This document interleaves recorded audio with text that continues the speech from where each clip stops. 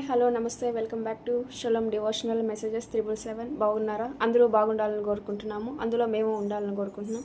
ఈరోజు నేను ఆదికాండం 21వ అధ్యాయం 1వ వచనం నుంచి 8వ వచనం వరకు మీ ముందుకు వస్తున్నాను. మొదటిసారి మీ ముందుకు నేను వస్తున్నాను. నన్ను ఆదరిస్తారని, మా ఛానల్ని సబ్స్క్రైబ్ చేస్తారని, ప్లీజ్ మీ ప్రేమ ఆదరణలు మాకు ఎప్పుడూ కావాలి. ఎలా మాట్లాడాలో కూడా నాకు తెలియదు. కొద్దిగా మీ సపోర్ట్ కావాలి. Thank you. ఆదికాండం 21వ అధ్యాయం 1వ వచనం నుంచి 8వ వచనం వరకు. యెహోవా తాను చెప్పిన ప్రకారము సారాను దర్శించెను.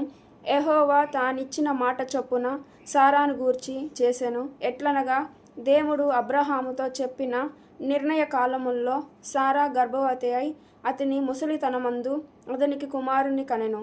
అప్పుడు అబ్రహాము తనకు పుట్టిన వాడును తనకు సారా కనిన వాడైన తన కుమారునికి ఇస్సాకు అని పేరు పెట్టెను. మరియు దేవుడు అబ్రహాముకు ఆజ్ఞాపించిన ప్రకారము అతడు 8 దినముల వాడై ఇస్సాకు అను తన కుమారునికి సున్నతి చేసెను. అబ్రహాము కుమారుడైన ఇస్సాకు అతనికి పుట్టినప్పుడు అతడు 100 ఏండ్ల వాడు. అప్పుడు సారా, దేవుడు నాకు నవ్వు కలుగు చేసెను, వినువారల్లా నా విషయమై నవ్వుదురమనెను. మరియు సారా పిల్లలకు స్థాన్యమిచ్చునని ఎవరు అబ్రహాముతో చెప్పెను. నేను అతని ముసలితనమందు కుమారుని కంటిని గదా అనెను. ఆ పిల్లవాడు పెరిగి పాలు విడిచెను. ఇస్సాకు పాలు విడిచిన దినమందు అబ్రహాము గొప్ప విందు చేసెను. దీని అర్థము, అబ్రహాము సారా చాలా ముసలివాళ్ళు, వాళ్లకు పిల్లలు పుట్టడం అసాధ్యం అని అందరూ అనుకున్నారు.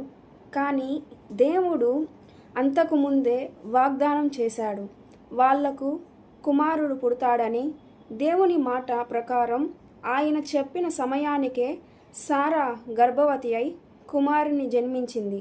ఇది దేవుని శక్తిని, ఆయన మాట మీద ఆయనకున్న నమ్మకాన్ని తెలియజేస్తుంది. అబ్రహాము తన కుమారునికి ఇస్సాకు అని పేరు పెట్టాడు. అది దేవుడు ఆజ్ఞాపించినట్లు 8వ రోజున అతనికి సున్నతి చేశాడు.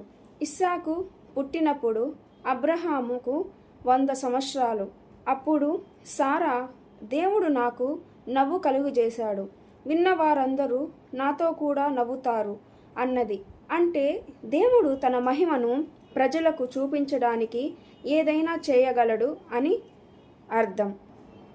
ఈ వాగ్దానాలు మన జీవితంలో ఏం నేర్పిస్తున్నాయంటే, మనం దేవుడి మీద ఆనుకొని మనం నమ్మకంగా ఎదురు చూడాలి. నమ్మకం అనేది ఎప్పుడు మనల్ని దేవుడు ఒక అంచెలు మనల్ని పైకి ఎప్పుడు ఆయన పైనే ఉంచుతాడు. ఎందుకంటే అబ్రహాము సారా వాళ్ళ ముసలి ప్రాయంలో దేవుడు వాళ్ళ జీవితంలో అద్భుత కార్యం చేశాడు.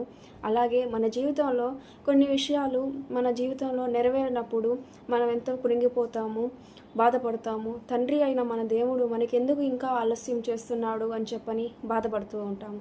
కానీ దేవుడు ఎరిగి ఉన్నాడు మన జీవితంలో ఎప్పుడు ఆయన మనకి మేలు చేయాలో అది ఆయన అనుకున్న సమయానికే అది జరుగుతుంది.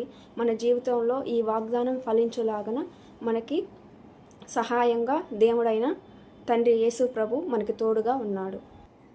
పరలోక రాజ్యంలో మా తండ్రి ప్రభువా దేవ, ఇదిగో నాయన ఈ వాగ్దానాలతో మాతో మాట్లాడేవు నాయన తండ్రి దేవ. నాయన నువ్వు సారాకి అబ్రహాముకి వాళ్ళ ముసలి ప్రాయమందు వాళ్ళకి బిడ్డల్ని ఇస్సాకుని కుమారుని వాళ్ళకి బహుమతిగా ఇచ్చావు నాయన తండ్రి దేవ. నాయన నువ్వు వాగ్దానం చేసావంటే మా జీవితాల్లో నెరవేరుతాయి నాయన తండ్రి. ఇదిగో ప్రభువా, ఎవరైతే ఈ వాగ్దానం విని గర్భఫలం లేకుండా ఉన్నారో వాళ్ళ జీవితాల్లో గర్భఫలం వచ్చునుగాక, వాళ్ళ జీవితాల్లో వెలుగు వచ్చునుగాక. తండ్రి, నువ్వు ఇచ్చిన మాట ఎప్పుడూ తప్పవు నాయన తండ్రి. ప్రభువా, మాకు తోడుగా ఉండు నాయన.